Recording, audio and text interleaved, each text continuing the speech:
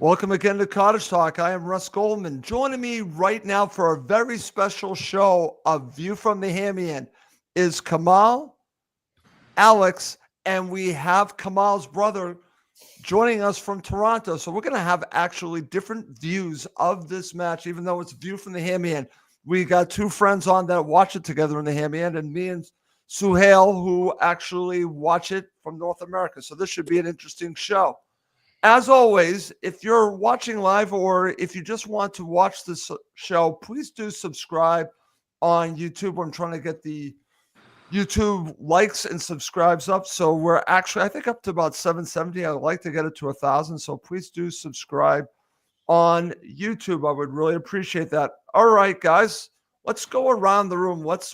First, I want to welcome a very special guest, Suhail, joining us. Suhail, thank you so much for stepping in for Matt. Matt's away this week, so you're actually helping us out here. Thank you for joining us. No, it's an honor to be here. I still don't quite understand what I'm supposed to contribute. Alex has got all the football knowledge, and Kamal's the coolest guy around. And I'm like the third wheel on this thing, but it's an honor to be here. Well, it's great to have you on, and I look forward to doing the show with you. Like I said, first show having brothers on, it's fantastic. Alex, thank you as always for joining us doing the show. Unfortunately, it's the second time after a loss, but I'm glad you're on. Basically, it's a therapy session. Absolutely. Okay. And then Kamal, as always, thank you for joining us. Okay. Silence from Kamal. No, I love it here. I love listening to it. I love it when you get angry, Ross. You know. Okay. Well, I might get a little angry during the show. So, but let's get going. First, over to you, Kamal. I want to get just your opening thoughts on what you watched on Saturday. Just so you know, me and Alex were really excited as we were going to do the show afterwards. We thought, we instantly thought this was going to be a really easy show to see because the predictions were coming out with Fulham are going to win 2-1 or 3-1. Nobody was saying Palace was going to win. So we reflected the emotions of the general Hammy and thought we were coming in for a gladiatorial slaughter.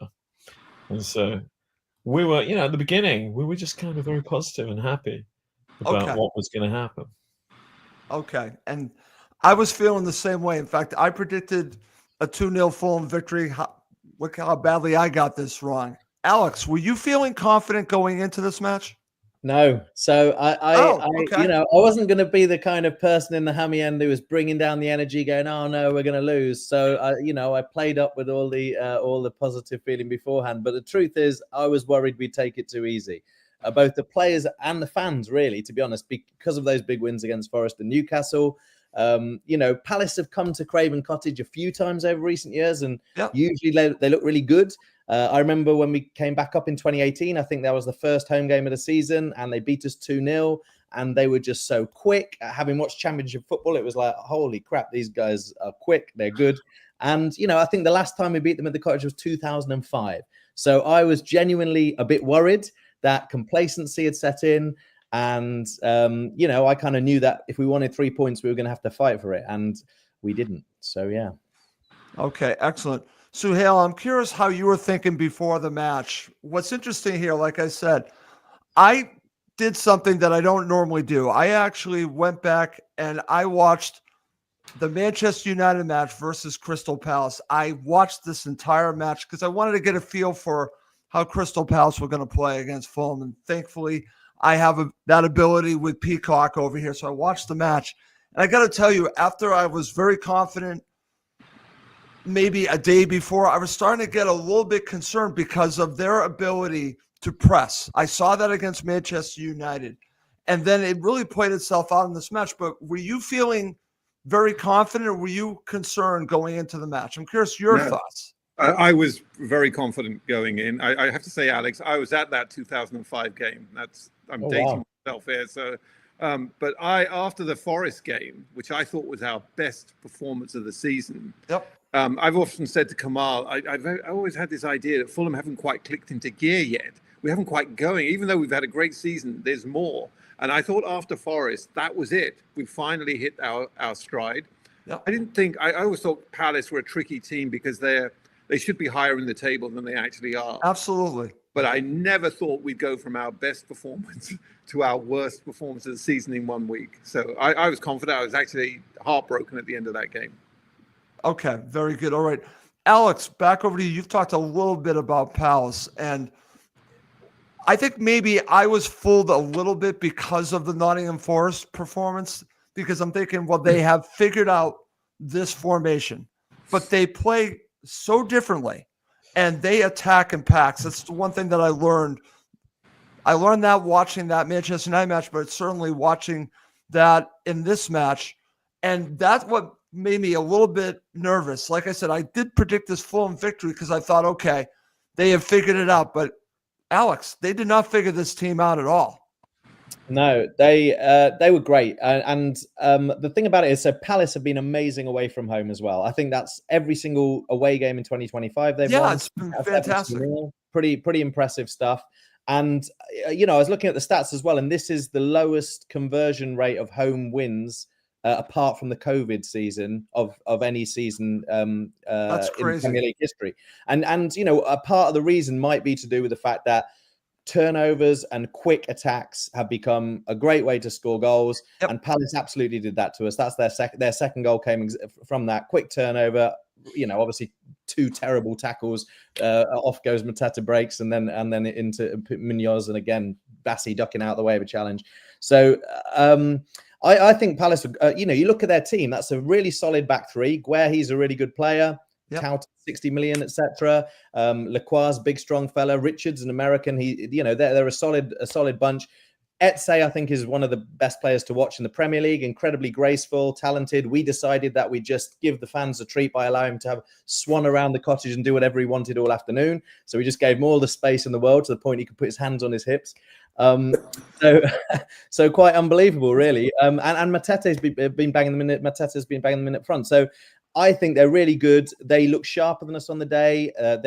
They look like the top half team, definitely, rather than us. And I've no doubt if they played like that all season, they would be absolutely in the top half and probably, kind of pushing for Champions League football, to be honest, because they were really impressive. But we were rubbish. We went from the best performance to the worst performance in a week, which is pretty shocking. But there you go. It is shocking, but again, it's funny. I'm going to ask all three of you this question, and then I'll go to you, Kamal, next. But I want to go back to Alex because this is something I brought up on the last show, and I'm curious your thoughts first, Alex, and I'll go to our other 2 co-hosts to talk about this part because I think it's interesting. Not just about Crystal Palace; it's really to do with Fulham. Okay, I think Fulham, their struggles aren't just about playing at home at Craven Cottage, Alex. My theory right now is that when they are the team to be favored, when they are the team that is expected to win, they cannot get it done.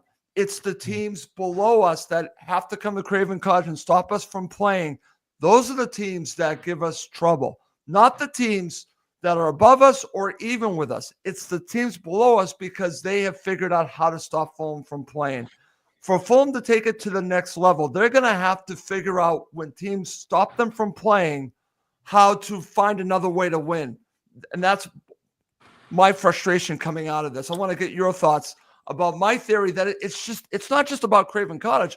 It has to do with a mentality that they cannot beat the teams that stop them from playing, that when they're expected to win, that when they're expected to be on the front foot. Yeah.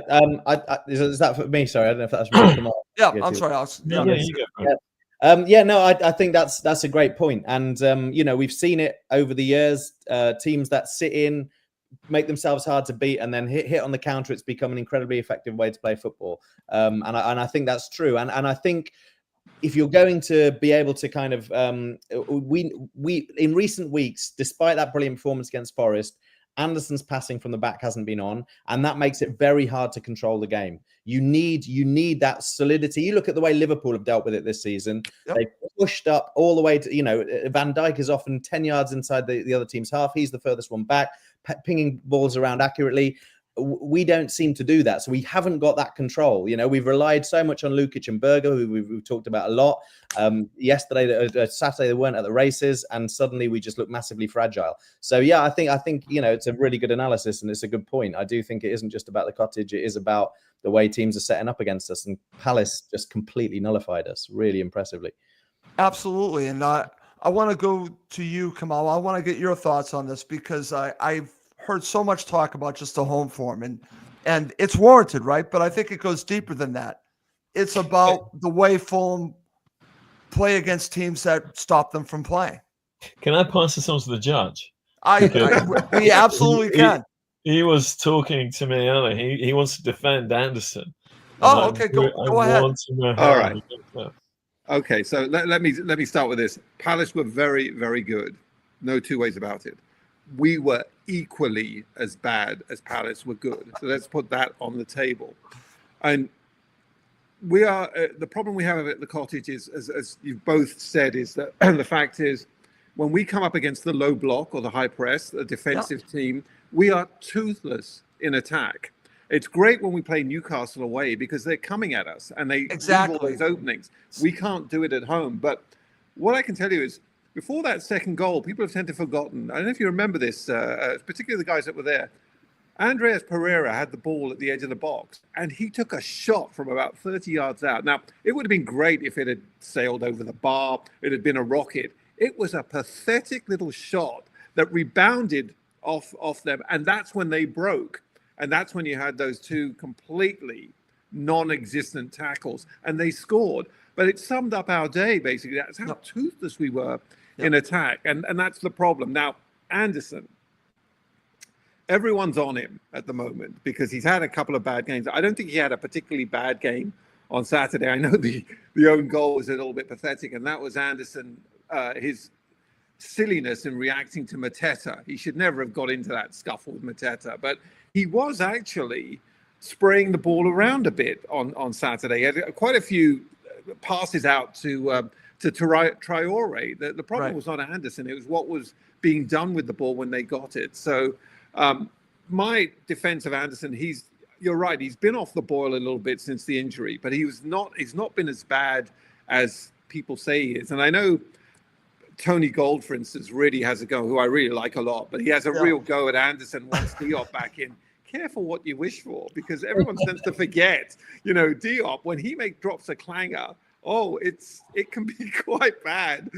Has anyone forgotten Bournemouth? So that's my take on it. You're absolutely bang on, Russ. We have a problem at the Cottage because we don't have that attacking nous that we should have. And we can talk about this if you want to, but one of the players that I think escaped criticism all Saturday, Anthony Robinson. Did anyone see him put in every time he got into a great position, the cross either went to an opposition player or way over the heads of everyone else? So anyway, the basic analysis is you're right. We just don't have we don't have the attack or the players to cope with this low block high press. I totally agree with that. And that's why I wanted to bring this to the table, because to get to where I think we all want, I'm talking about as Fulham supporters, I want them to contend for Europe, not just this season, but every season. But they're going to have to figure this out. And it's not just on the players, but it's also on Marco and his staff to figure out to play against teams like this. The Nottingham Forest match that Sahel you went to was different because they did not press us.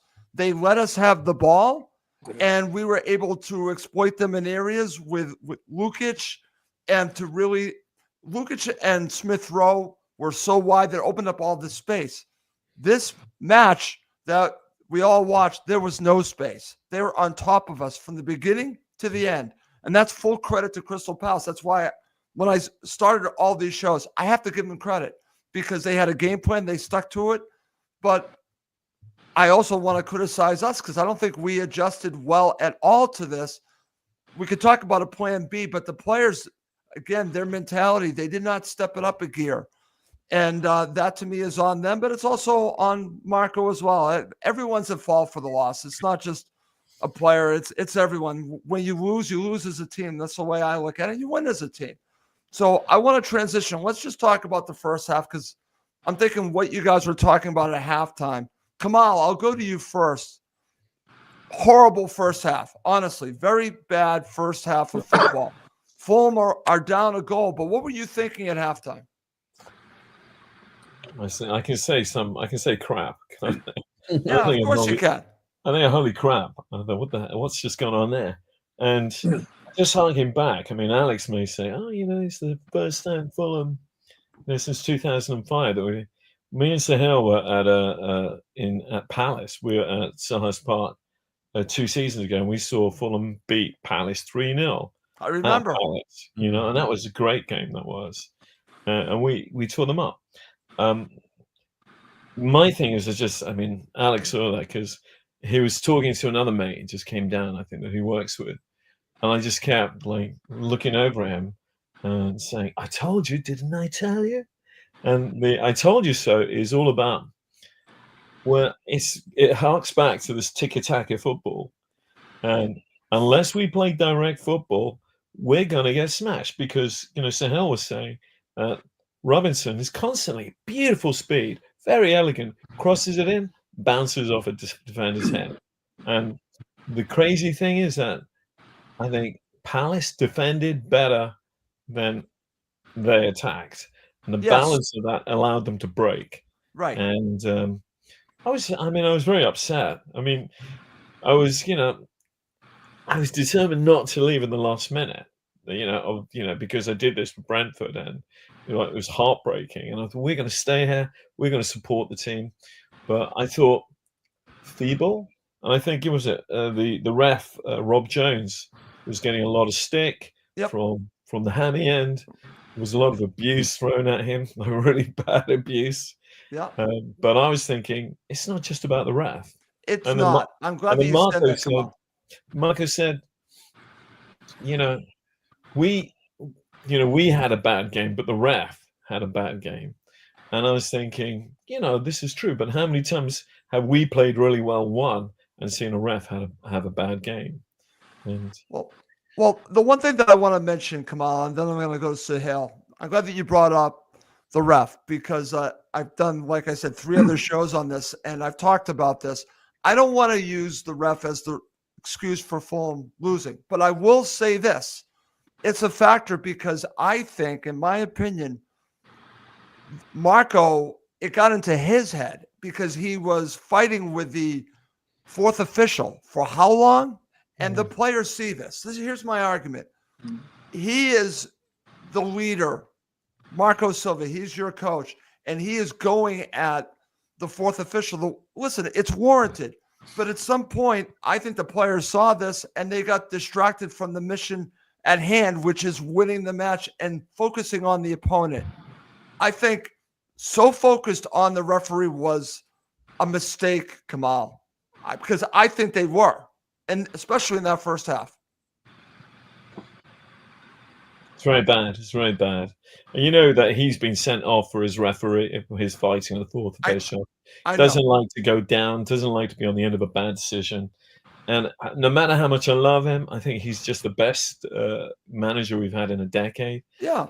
He's still got to sort that stuff out. I totally agree. That's why I'm bringing it up. So, Hale, I want to get your thoughts on this because I think this is a factor, and I've talked about this on several shows, and we talked about this on the post-match show. Marco Silva is a fantastic manager, and the ref was crap, okay? But at some point, all of the arguing that you're doing can be transferred to the players, and I think it was. Yeah, it doesn't help when he's like, we obviously saw the worst of it when we played Manchester United in the Cup a couple of seasons ago. That led to a lot of what happened there. This time around, there's no doubt the referee was wanting, particularly the first half, because that Bassi foul is what really set Silva off, the foul that then leads to the first corner. And then it goes out again, then there's a second corner. But I agree with you. It doesn't help when you want calm heads on the pitch that you see your manager. Right.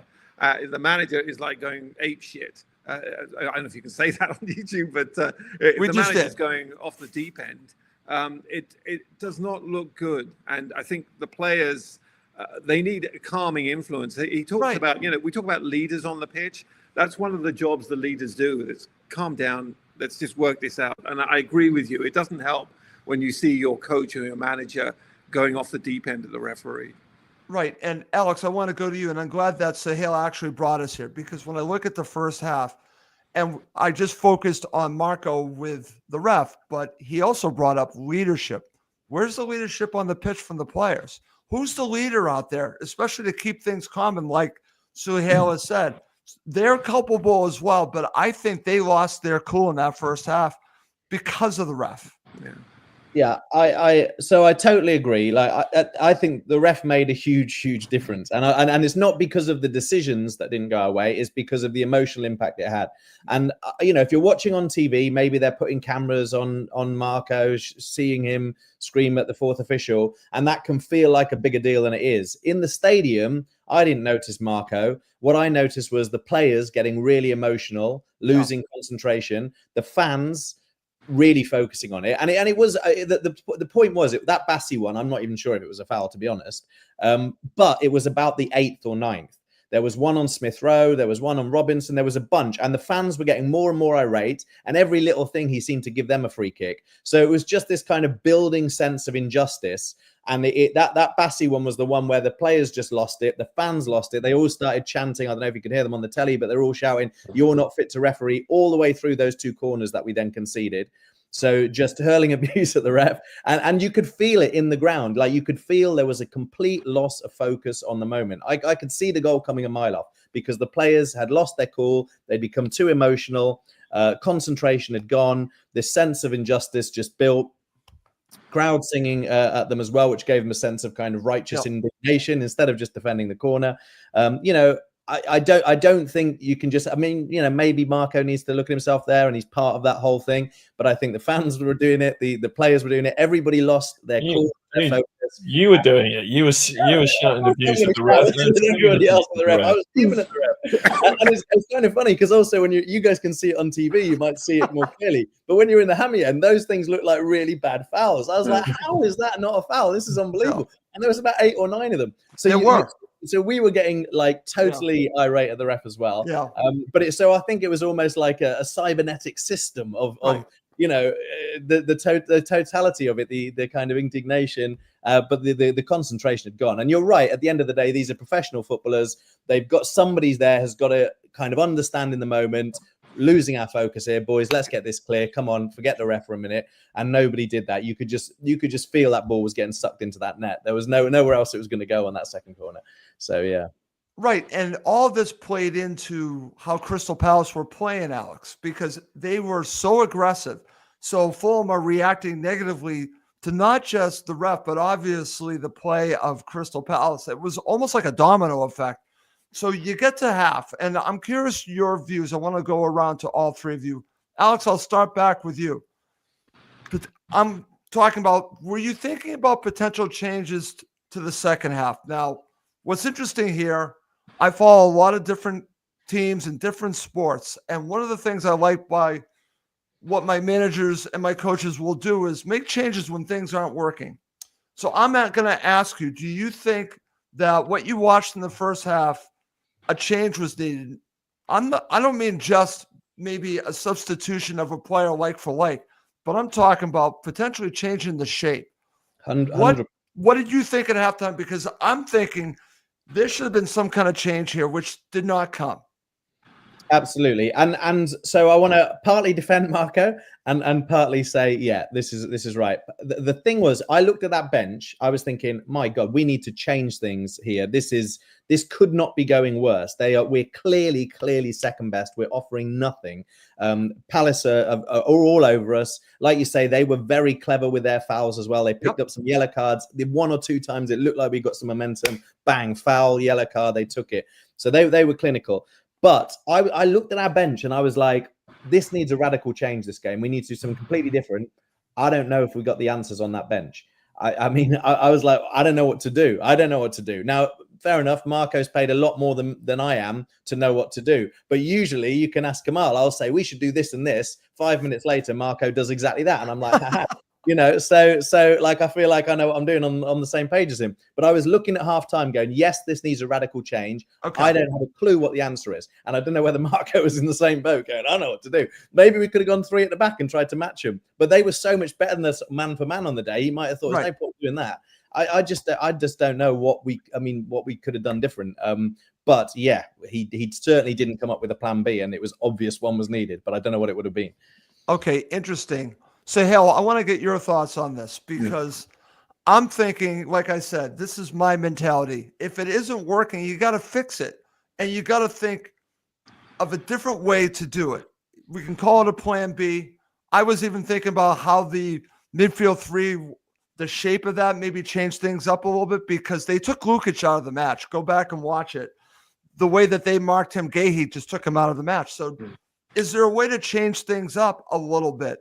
But basically his decision was to just roll the balls out for the second half and hope that things would change, which really they didn't. They started better in the second half. We'll talk about that coming up.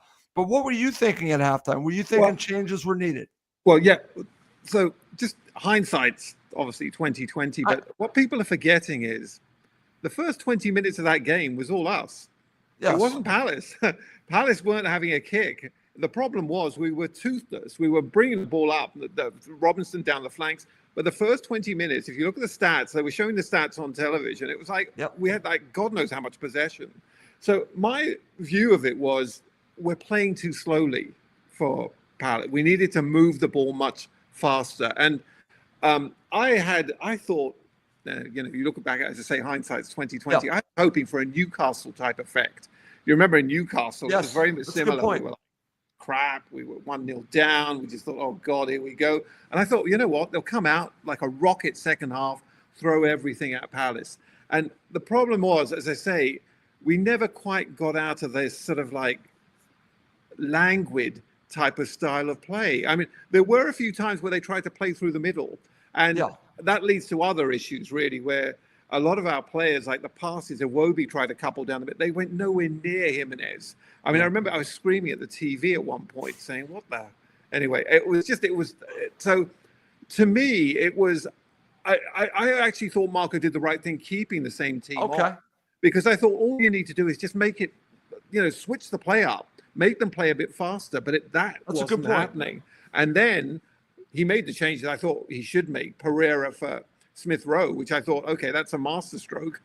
Pereira was, if anything, even less effective than Smith Rowe. So I think on the day, Russ, I think it was just a bad day at the office. And that's what I'm going to tell everyone. In terms of therapy, we can't play as badly as that again. And I don't think we will tomorrow. But this was just one of those things where I think we were never going to score. And that's the thing that really got to me.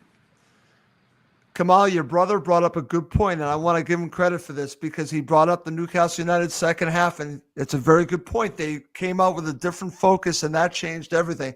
And maybe that's what Marco was looking for, Kamal. Where did you fall on this at halftime? What were you thinking? Well, the first thing I want to say is I wish the judge was on the bench, because then he could have put a few of them in the sin bin. They could have hey, you sin bin. I mean, Kearney came on, went off. What? I mean, seriously. It's terrible. And so we had all of these players. We get loads of players, and people, that we're hailing as like master strokes, master sign, and this is their seasons, and they all perform poorly. I even thought Burn, when Burn was asking in the interview, he goes, look, we had a really bad time in the dressing room, but we're focused on United. And I'm thinking, wait a minute. United? Yeah. Oh, he's thinking about it. He said United. I know they're playing Wolves, and that's going to be really a dangerous game, I think. Particularly with Kenya on the. But like all the players that we love, Anderson, he's been crocked really since that Wolves game. But Calvin wasn't playing well. Robinson wasn't connecting. I know you said something about Sasha, but I mean, Sasha, he was pretty strong, but he was kind of blocked out. He was. That was my point. The other thing I want to point out is that they have a really great way of defending. They press so fast, and then they defend. And I mean, when they were at in the second half, when we were going at their end, they were so tight. You could not pierce their defense with a ball, and they were like almost 6 men just creating complete intensity around that box. Right. And it's funny because watching the match, I had Tony Gale doing the commentating, and he used the word that best describes this, Suhail. Yeah. They were compact. Yeah. And they were. And that made it so difficult on Fulham, no matter what they did. My keys to victory were you got to get the ball out wide and be balanced. Well, that did nothing. They needed to run the midfield. They certainly did not. Those three in the midfield took over, and then they had to play mistake-free defensively, and they didn't do that. So they failed on all three of my keys to victory. So maybe that's why they lost. But I want to get your thoughts on all this, Suhail. First of all, did anyone else notice how careful Sasha Lukic was playing? He was not. That was actually brought up by Tony Gold. He is thinking that potentially what you're seeing from him is that he's afraid to get another yellow. Absolutely. I noticed that's a good point. Really, he was not playing the same aggressive style. And there were times where he was coming close to a player where ordinarily he'd kick out to trying to get the ball. He just basically hovered close to the player. So it was a very languid performance. And again, my own view is you won't see that Fulham tomorrow. I hope. I'm saying this so that everyone go to bed and sleep tonight, but you will not see that Fulham tomorrow. You'll see a very different Fulham tomorrow. I think this was just one of those bad days at the office. Everyone's talking about Crystal Palace being the wonder team.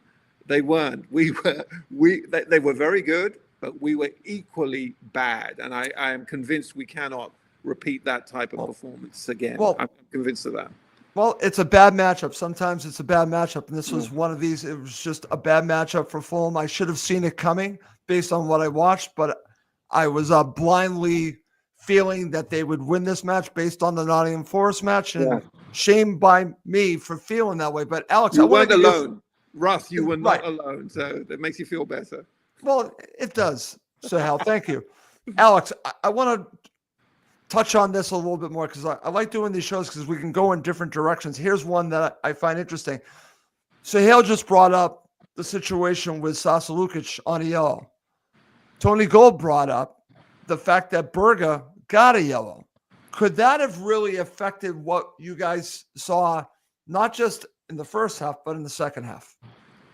Yeah, I think definitely Berger's yellow meant, he couldn't. But let's not pretend that changed things. It was already soft in that midfield. Eze already had the run of the place.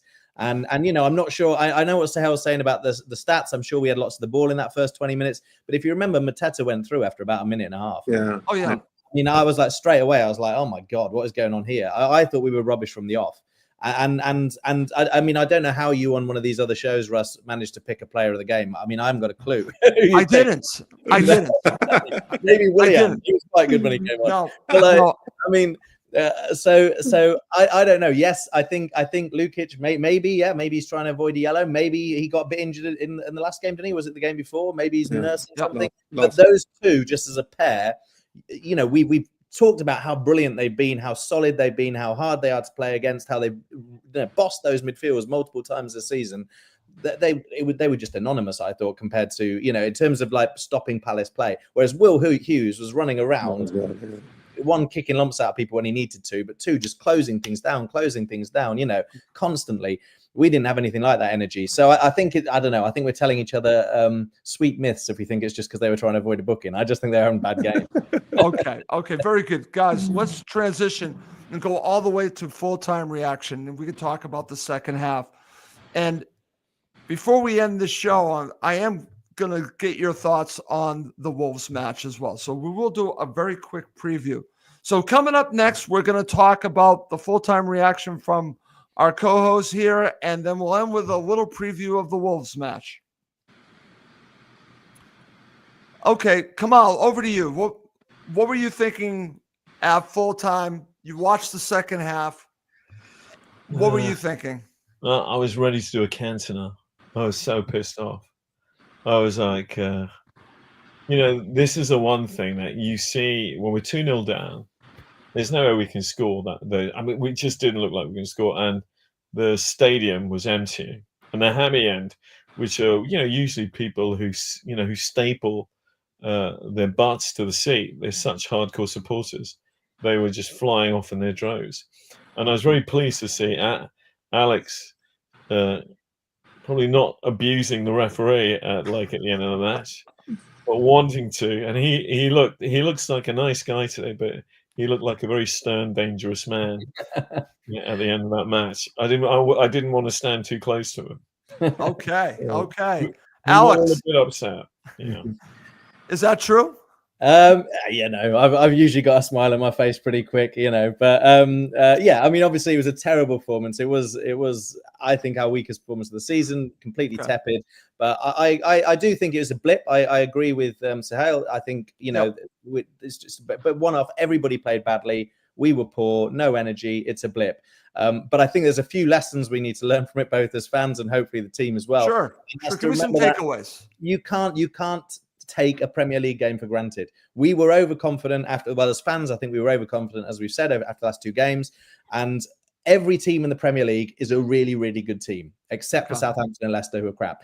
But everybody else is a really good team. And if you don't turn up on the day, you're going to lose. There's no way around it. You can't be playing like we did. But it's also worth remembering, for that exact same reason, the Premier League is a really hard league. It's the hardest league in the world, stacked out with really good teams. Yep. We're only 5 points off the Champions League.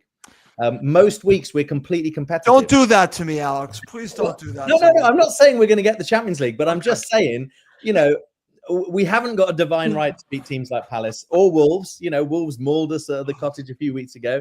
The truth is, those are exceptional teams with brilliant players, Cunha, Etse, those kind of players in Wolves and Palace. These are stacked, brilliant football teams. And if you don't play well, if you don't play at your absolute best, then you're going to lose. And I think it's testament to how well we are usually doing that we've got so many points. We're not far off pushing for a really great season. And it is a fine line every week. You have to turn up every week and be at your best to pick up points in the Premier League. So I think it's worth just bearing that in mind. I understand that, Alex. And the optimist in me is always there, because I still think we're going to beat Liverpool. I'm going to say that right now. So even with all of this, I think we're going to beat Liverpool. They might have won the league by then, so they might not care. Absolutely. I think that we match up better against Liverpool than we do against Crystal Palace, which is insane. But it's how Fulham are built. It's how they play to their strengths when they play against teams that are above them and even with them. It's just because they don't have as much of the ball, and it plays to the strengths of the players and also Marco as well. So, Hale, I want to get your thoughts after the match ended, your takeaways, anything you take out of it.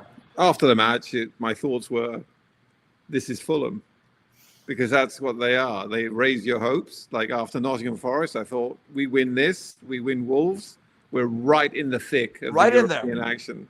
And as usual, they dash my heart, basically kill my weekend, which my wife loves it for. I mean, she hates the fact that I'm a Fulham fan. My takeaway was, thank God we have Bernd Leno. That's what my takeaway was, because I thought he made some really good stops. And it's interesting, if you go to the Fulham YouTube page, they have these highlights section. There is not one Fulham attack in that highlight section. It is all Crystal Palace. So that's my takeaway. We have a great goalkeeper, and my second thought is we will never play as badly, or we certainly won't play as badly as that again for a long while. So tomorrow evening, I won't be able to watch it because I'm working, unlike you guys. Tomorrow evening, I think will be a very different Fulham performance, and I hope a different result. Okay, very good. Let's transition with finishing the show, previewing this match, quick preview.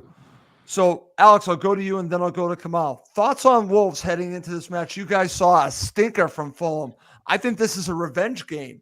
The players should be really up for this. And like I said, I just did a show with Tony Gold, and I made the argument that, believe it or not, I think Fulham have a good chance of winning this because, one, they were embarrassed. Two, they're going to learn from what didn't work against Crystal Palace and apply it here. I think we actually have a good chance to get all 3 points here. But Wolves are a very good side, and the one player that scares the bejesus out of me is Cunha. Yeah, I think he's probably the best player we've seen at the Cottage this season in terms of the performance on the day. I think he's had the best game we've seen this season. Yeah, he's brilliant. And also, Wolves are suddenly really hitting form. I think they've won 2 of the last 3, and the one they didn't win, they battered Liverpool and held Liverpool to no shots on target or off target in the whole second half. So I'm a little less confident. I think we need to change up our starting lineup. I think there's a lot of players. I don't know what the state with ESR, whether he's injured out of the game. I'm not sure yet. Kearney, I know, only came off the bench, but he might be injured too. But I feel, we need to change things up because that lineup was looking tired. So I do think we need to change it up. But I would say if we do lose, just like after we lost to United, don't give up all hope. We can beat teams like Arsenal where we go there. We can beat Liverpool, like you say, and it's going to be close. I think that from finishing 12th to finishing 6th or 5th even might be just crazy, Alex. So I reckon just keep the faith. Keep encouraging them, and over the course of the rest of the season, I'm confident that we're gonna put in some great displays and reward the faith. So I'm not quite so hopeful for tomorrow night. I think Wolves are flying at the moment, but we'll see. Okay, Alex, you're welcome back here anytime. By the way, I just want to say that. Kamal, over to you. I want to get your thoughts on this match. All right, so let's take a look at what happened with Forest and take the stats. Forest and the stats with Palace. I think we had 27 shots on target, 27 shots on goal, and I think 12 were on target. And Palace, we had 10 shots on goal, and the stats said 0, but there was one Raul Jimenez shot on target, and there's also that weak Pereira one. So. And we're playing a Wolves that dominated Bournemouth, and Bournemouth is one of the, the rocket teams in the division. Right. They dominated the ball. They also had 8 shots against 5 against the home team, and Cunha's there. And I just don't think we're going to have an easy time. But I also think, knowing how Fulham like to play, and also the temperamental. Nature of Marco, because we see him on the touchline. Yeah.